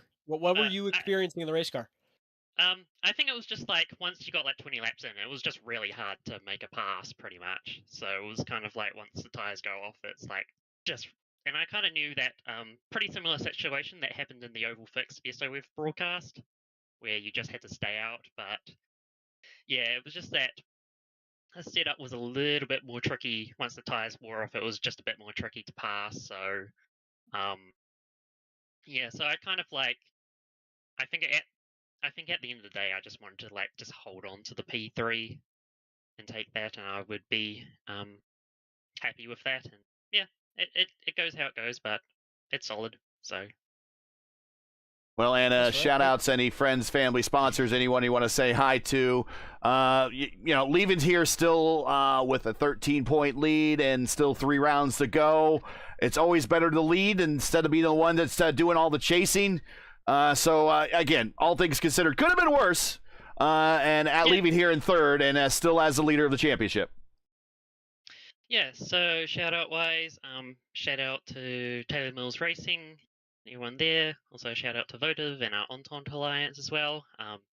1, 2, 3 in qualifying. I think there were 6 of us in the top 10, so very strong showing today by everyone. Shout out to all INDYCAR friends as well. Shout out to all VTuber friends as well. Mum, Dad, who's currently in the hospital at the moment, love you. Brother, boyfriend Trent. Also Shane Coker as well. Dealing with the stress because we had the lobby just absolutely crash. Yeah, until qualifying. We were there. So. We were there. So thanks Shane for all the hard work he does. So yeah. All right, congratulations, Anna. We'll see you in a couple weeks when we get to the proper configuration of Phoenix. Yeah, looking forward to it. That is Thanks, Anna. Anna. Yeah. That is Anna, still leading the points with 3 rounds to go. Before we get to our next driver, which will be Matt Taylor, I guess it's my time to award the Luis Gonzalez Nunez driver of the race. So by definition, that goes to kind of the driver that finishes with the most positions gained outside of anyone that finishes on the podium. So I look down and, well, ironically, that is Chris Demerit in P9. Chris Demerit, but I look a little bit further down and I see Robert Malechka with 29 points, or 29 positions gained. But and that Daniel guy's won. Durazo with 29. That guy has won absolutely everything. So I'm not going to give it to Robert, and I'm sure Robert will gladly defer receiving the Luis Gonzalez Nunez Driver of the Race Award. He will someday get it, I'm sure. But I would be totally remiss if at one point in this race I was saying Dan Durazo was down into the 30s, and I was trying to explain to everybody how he finished on the podium in the championship a season ago. And I'm explaining to everybody how deep the driver pool is in this league and how accomplished all these drivers are. There's champions here, race wins here, top sprints wins here, a PRI Hoosier 500 champions, former Open Series champions, Area 51 champions, Lionheart win. I mean, you name it. It is in, if it's run in the IndyCar, iRacing IndyCar community, and I know about it. I'm citing, their bona fides here. And Dan Durazo was down there, and I was like, it's pretty amazing to see Dan Durazo down here this far.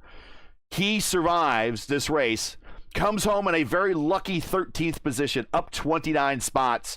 In fact, ahead of Robert Malechka, and I will give him the edge over Chris Demerit and Robert Malechka and the Luis Gonzalez Nunez Driver of the Race Award. Dan Durazo, even in 13th, up 29 spots from where we saw him originally to where he finished. That is worth a shout out all on its own.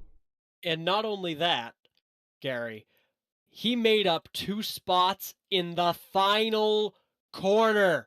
He got by Clay Kirchenbauer and Robert Malechka. Oh, jeez. Went all the way to the bottom and made up 2 spots in a corner. If that isn't worth the LGN Memorial for this week only. The LGN Memorial.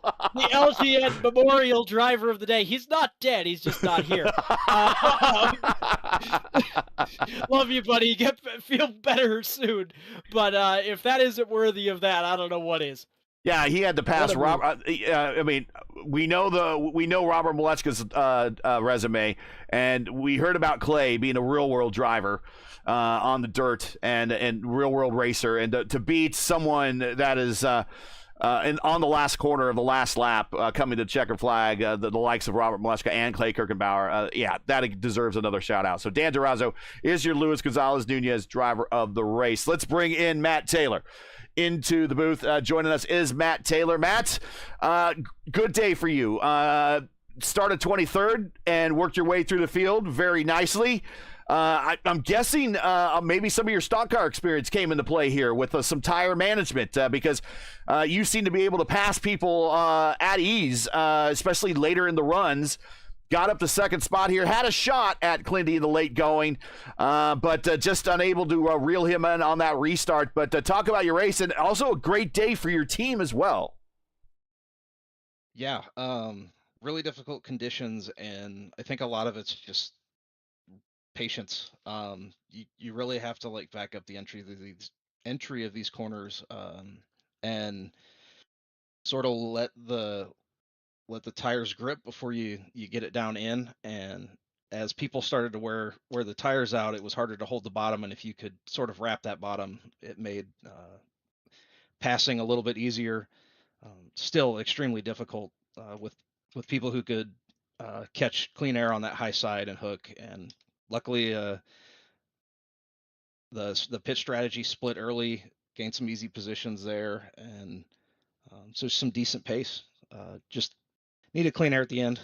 That was all. That was all the tires had. So good day. Go ahead, Luca.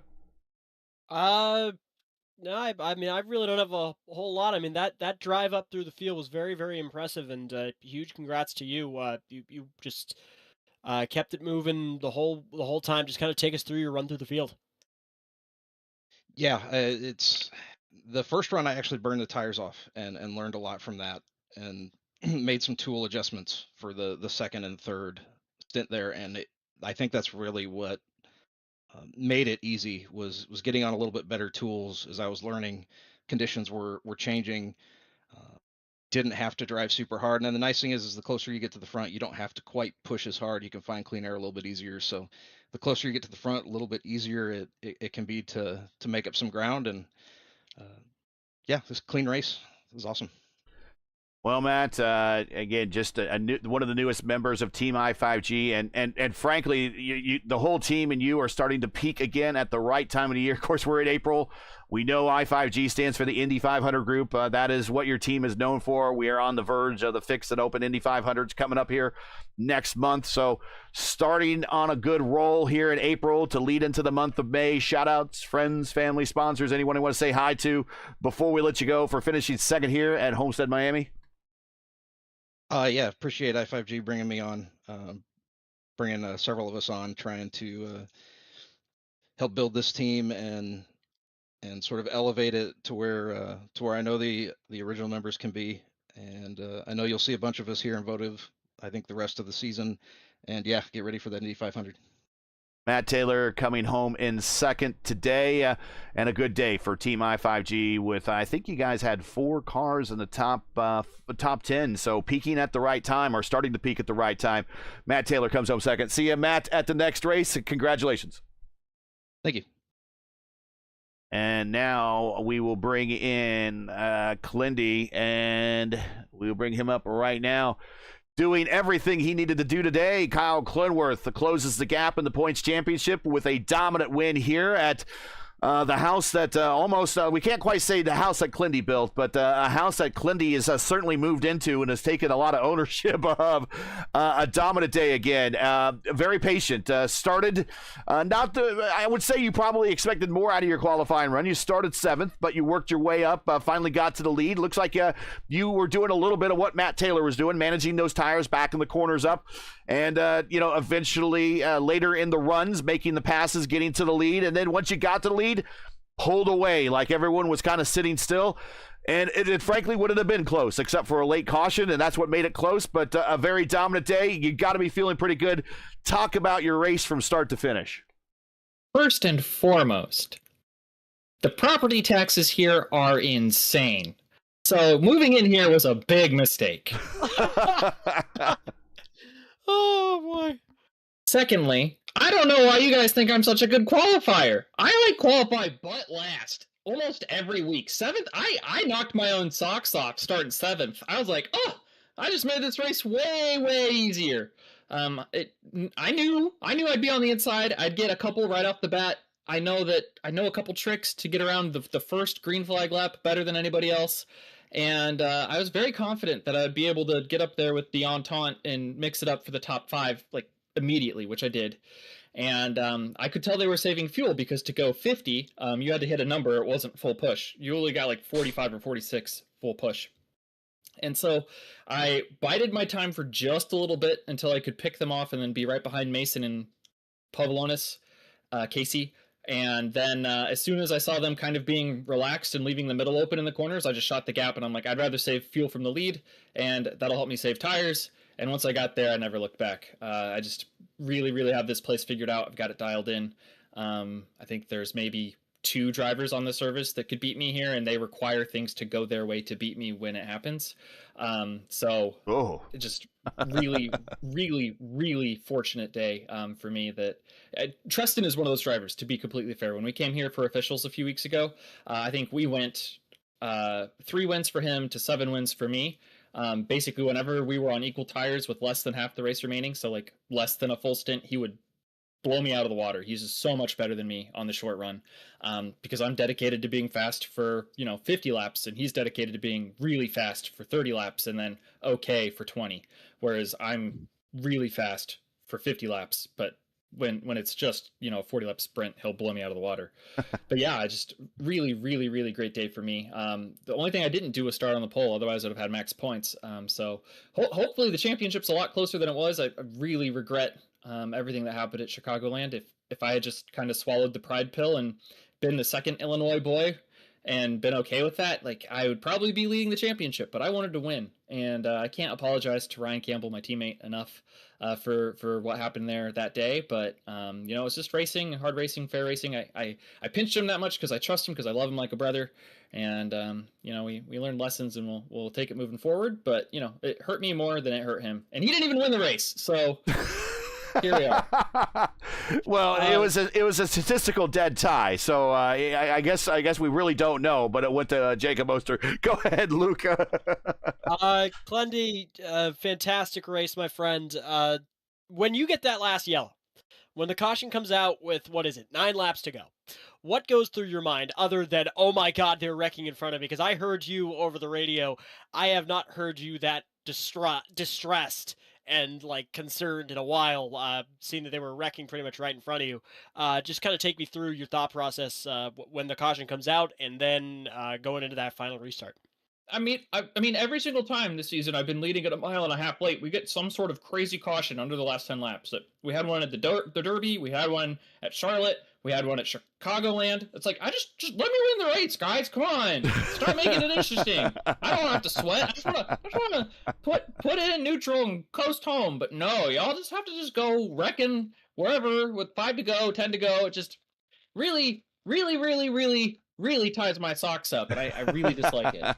Well, before you continue with your answer here, hey Gary, remember when I called him humble? Please continue. I'm telling you, I'll tell you straight up, there are people who can beat me here. I'm not invincible, right? But there's very few of them, and things have to go their way.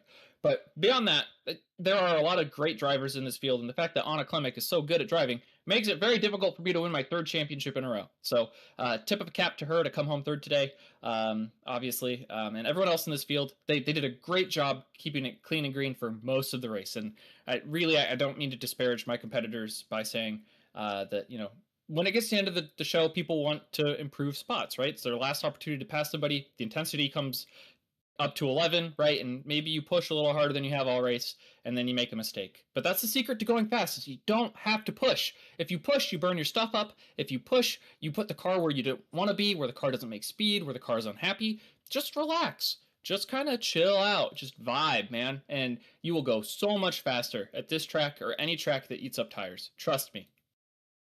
Well, Clindy, 113 laps led today, 2nd win this season. Now you have moved into the lead all time ahead of Edson Santos and Josh Ward of wins here in the series. You now have 6. Edson has 5. Josh Ward has 3. Anna Klemek has 3. So that's the top 4 or 3 in the standings here for the series. Got to be feeling pretty good. You close the gap in the championship. We got 3 races to go. You still got time. Shout outs, friends, family, sponsors, anyone you want to say hi to before we let you go. Yeah, my mom's my biggest fan. I see her cheering me on in chat Thanks, of course, to Shane Coker, who puts so much time and effort into this series to make it as great as it can be. Thanks to Rob for making the setups, Rob Malechka III. He was in here today. He tried the worst to first challenge, and I think he came home mid-pack. I think maybe he felt how difficult it was to drive the car in dirty air. And I think that's why I wanted to get to the front so fast, because I knew that I didn't trust myself to be patient in dirty air. So I just wanted to get to clean air as quick as possible and then worry about the fuel second. So I'm glad that worked out for me. And then, of course, all my Rogue Racing and Alliance teammates, they're the best. Jacob really helped me out there on that last run. He had a little bit better tires than me, and he ran a lane up and let me tow behind him on the straightaways and then have the clean air on the bottom in the corners. So Jacob's a great friend, a great teammate, and I appreciate that he was able to help me even when he doesn't particularly like this place as much as I do. And of course, to you guys in the booth, Luca, Gary, I hope you guys had a great time calling the race. I know that there was a lot of action on the track. It was a really competitive 2-lane setup. But yeah, Luca, I hope to share the track with you again next week and or next time we're in the series. So make sure to tune in to P1 Broadcasting and watch wherever we are next. I can't be bothered to know where it is, so I'm going to leave that to the broadcasters. Phoenix, no, Clemic's going to win, or maybe Taylor. But I'll do my best if I can stem the bleeding. We'll see. Hey, I am here too. I'm not chopped liver. Come on. Oh, you're gonna win at Phoenix, Luca? Put some money on it. Make a Kalshi prop. So about that humble part. No, I will not be doing that. But Clendy, we will you, me, schoolyard tomorrow 3:00. See you there. Alrighty. Well, yeah, and then of course, I just want to thank my cousin Craig Segerman. He tunes in a lot, and I've got his farm on the side of my car. I guess it's my farm too, but it's his farm. He does all the work. And then, of course, at advanced.gg, if you want water supplements for your drinks that have caffeine or hydration supplement, you can go to advanced.gg and check out my promo code CLENDY with a capital K and a capital S. You'll get 10% off your order, and a little bit of that comes back to me.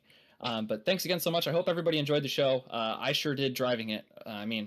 When you lead basically the whole dang race and ship it 3 wide on some of your best buds, of course you're going to have a good time. All right, Glendy, we'll see you in a couple weeks when the championship continues in the desert. All right, see you, Gary. Luca, thanks for being here and joining me tonight. Final thoughts before we move on here. And also, I'm noticing in chat, Lewis did check in, and the Lewis rule, the LGN rule, is only the top 10. Well, I made an exception here. Because still 29 spots for Trent Durazo to get to come to 13th was still pretty impressive. But final thoughts from you, Luca, for being here. The race at Homestead, only I think we still had 6 cautions, but only for 5 laps. And I think the only reason we had 6, and that's by Sim Racer Hub numbers. I think the only reason we had 6 cautions is we extended a couple of cautions by a lap, and I think that adds a caution count. I believe it's only 3. Yeah, I think it's 3 if we go by iRacing. I'm going to go back. I'm looking. I can't do that right now because I got to stream iRacing still. I'm 99% sure. Yeah. That it is 3 cautions. I think it's 3 11 laps. Because we extended each one of the cautions by an extra lap, it adds a caution to the count. It's just a weird Sim Racer Hub thing. But anyways, final thoughts from you here. Thanks for joining us, making my job a little bit easier. Clindy with a clear dominant win. Maddie Taylor coming up from the mid-pack, coming home second. Anna Klimek is defending her points lead and manages to hold everyone off, loses some ground, but still holds the lead going into the next race. And anytime you can still hold the lead, it kind of comes up as a minor victory. Final thoughts? This was just flat out dominant win from Kyle Cledworth. I mean, he just did everything right. This is his best track. I keep calling it Clendyville, and this is what he does. He's good on the long run. His tires were better than anybody else in the racetrack, and that's why he won. I mean, there's really not a whole lot to say outside of that. And to LGN, again, I know we were talking about, it's the top 10 only. Again, this is technically not the LGN award. This is the LGN Memorial Award. There's a difference, technically. I'm sorry. Again, he's still alive. He's just not here this week. But no, it was. I really appreciate you guys having me, and I had a blast this week. It was a lot of fun, and I hope to next time I'm not racing, next time I miss the sign up by a shocking amount, I will hopefully be back on here. Whether as a turn announcer or doing something else for you guys, I always love being on here. P1 brought me into iRacing. You guys are the reason why I'm here, and I just want to give back a little bit. I always have a blast, guys. And that's it. Going to do it for tonight. Once again, your podium here for the inaugural running of the Votive Vice City 225 from Homestead-Miami Speedway. Clindy with his now, I think I said 6th career win, and now is the all-time wins leader here in the Votive Indy Oval Series, a 2-time and defending series champion, trying to defend that number 1 on the side of that pink Dallara. He has 3 more races to do it as Anna Clement comes home in 3rd, holds the points lead, and Matt Taylor, best finish in the Votive Indy Oval Series, comes home in 2nd. Joined, well, let's see if LGN's going to be back, but if he is, you can join LGN and myself again on Sunday, April 26th for round 7 of season 4 of the Votive Indy Oval Series. It seems the drivers head to Legacy Phoenix Speedway or Legacy Phoenix Raceway for coverage. As always, we'll start at approximately 8 p.m. Eastern time. Again, it's 8:00 p.m. This is proper Phoenix right now, not the NASCAR-ized version of Phoenix, but the proper Phoenix, where turn 1 is turn 1, turn 2 is turn 2, and turns 3 and 4 are meant to be turns 3 and 4. And no, for the love of God, open dogleg. Thank you. Proper And a shorter pit lane. That too. And remember, it's a whole new season, and so for correct broadcast time in your area, remember, we didn't go through, we just went through time changes not too long ago, really. You can find everything right here at YouTube at youtube.com/@P1Broadcasting. Now, as you know, the YouTube algorithm game is not an easy one, so please help support P1 with the weekly grind. Leave a comment below. Let us know what you thought of tonight's race. If you enjoyed tonight's coverage, support us by smashing like in the video. If you're new, click subscribe, and while you're at it, the bell for weekly reminders to miss out on more of P1's other iRacing programming, including this Saturday, 2 p.m. Eastern Time. It is round 5 of the 2026 INDYCAR iRacing Series top split, the Saturday top split, as the teams and drivers head to SoCal to the streets of Long Beach. Check out some of the best open wheel, open setup racers on all of iRacing. Go head to head against the same type of schedule faced by the real stars and cars of the NTT INDYCAR Series this season. Join Antonio Estrada, Ryan Skywalker, that's the boss, El Patron Antonio Estrada, Ryan Skywalker, and myself as we bring you all the action. Again, that's 2 p.m. Eastern Time this Saturday right here on P1. Track cams for this race are provided by Whiplash Sim Cams. Get the most out of your iRacing experience with Whiplash Sim Cams. To learn more about Whiplash, like them on Facebook. You can follow them on X and Instagram. All the links you need are in the description. For business inquiries to learn more about P1 and what we do, like us on Facebook. You can follow us on X and Instagram. You can follow all of our social links on Linktree. You can check those out in the description. So for Luca Tedesco, the sick Luis Gonzalez Nunez, everyone here at Votive and at P1, I'm Gary Gatto saying to all, I shouldn't say sick, he's just under the weather. Well, sick isn't good. He is a sick guy. So, you know, Luis Gonzalez, he is. We miss him back. We miss the way he says Chris Demerits. That's Demerits. But happy Sunday, everybody. Thanks for watching. And to all of our men and women serving in the military and as first responders, especially all those in the skies and seas off the Middle East. And I had a whole bunch of first responders respond to a house fire. My neighbor's house caught on fire. And we had 2 whole fire departments here yesterday afternoon, and they did a good job at keeping the fire off my house and protecting my property and my house. And it would have been the first room affected would have been this room right here where we do the streaming from. So thank you, first responders. Thank you very much for being here so quickly. But again, for any future responses that you guys have, Godspeed, God bless, and come home safe.